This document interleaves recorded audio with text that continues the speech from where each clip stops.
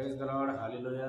प्रभू येशूच्या गोड आणि सुंदर नावामध्ये सर्वांचं स्वागत असो. प्लीज येशू दयासागर हा चॅनल सर्वांनी सबस्क्राईब करा, लाईक करा आणि या चॅनलला जास्तीत जास्त लोकांना पाठवा, कारण की जेणेकरून देवाचा गौरव होईल आणि देवाच्या राज्याची वाढ होईल. आज मी तुमच्यासाठी देवाचं वचन घेऊन आलो आहे आणि सर्वांसाठी प्रार्थना देखील करणार. मी वचन तुमच्यासाठी घेऊन आलो आहे मार्क शुभवर्तमान याचा 2रा अध्याय आणि त्यातलं 18 वचन, उपासाविषयी प्रश्न.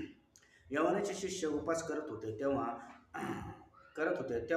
लोक येऊन त्याला म्हणाले, यवनाचे शिष्य उपवास करतात, पण तुमचे शिष्य उपास करत नाही. येशू त्यांना म्हणाला, वलांवर वर आहे तोपर्यंत उपास होणे शक्य आहे काय?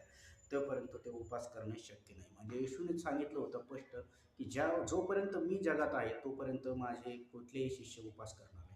पण येशूने पुढच्या वचनात असं देखील सांगितलं, तरी असे काही दिवस येतील ते वर त्यांच्यापासून काढून घेतला जाईल, तेव्हा त्या दिवसात ते उपास करतील. म्हणजे ज्या वेळेस प्रभू येशू तुमच्यापासून काढून घेतलाय ना, आताचा युग हे प्रभू येशू आपल्यामध्ये नाही, प्रभू येशूचा पवित्र आत्मा आहे आणि पवित्र आत्माच आज सर्व काही कार्य करतो. म्हणून तो प्रभू म्हणत होता की मी तर जातो, पण जो माझ्यानंतर येतो तो म्हणजे पवित्र आत्मा, तो सर्व काही गोष्टी तुम्हाला शिकवेल, जो काही तुमची इच्छा आहे ती देखील पूर्ण करेल, तुम्हाला बायबल कसं वाचत ते शिकवेल. म्हणून तो आज पवित्र आत्मा आज या ठिकाणी आणि ते पवित्र आत्म्याचे युग, म्हणून सर्वांनी उपास धरला पाहिजे आणि प्रार्थना देखील केली पाहिजे. म्हणून युग काय, पवित्र आत्म्याचे युग आहे आणि पवित्र आत्मा सर्वांना स्पर्श करणार आहे. तोच पवित्र आत्मा काल देखील चमत्कार करत होता, जुन्या करारामध्ये आणि नवीन करारामध्ये देखील येशूद्वारे करत होता. म्हणून तो येशू म्हणत होता, मी पवित्र आत्म्याद्वारे लोकांना नीट करतो, त्याचं तुम्हाला काय?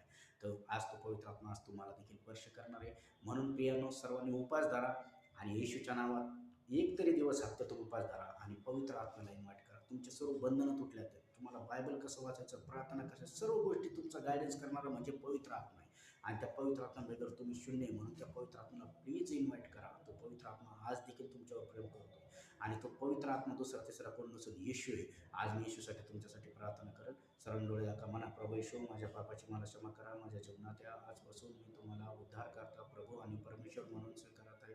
येशू, तुम्हाला बसलेल्या प्रत्येक फटक्याच्या ओळाचं आरोग्य माझ्या जीवनात मी स्वीकारत आहे.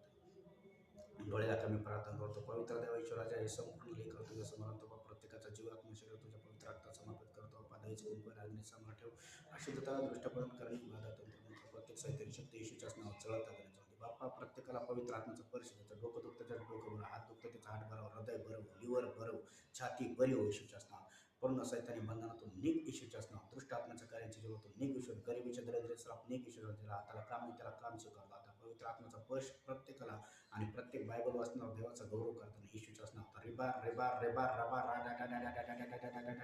टाच पूर्ण पवित्र आत्म्याचा आणि येशूची पूर्ण मोकळीकता आणि येशूचा पवित्र आत्म्याचा स्पर्श प्रत्येकाच्या जीवनात येशूच्याच नावात स्वीकारतो. आमेन.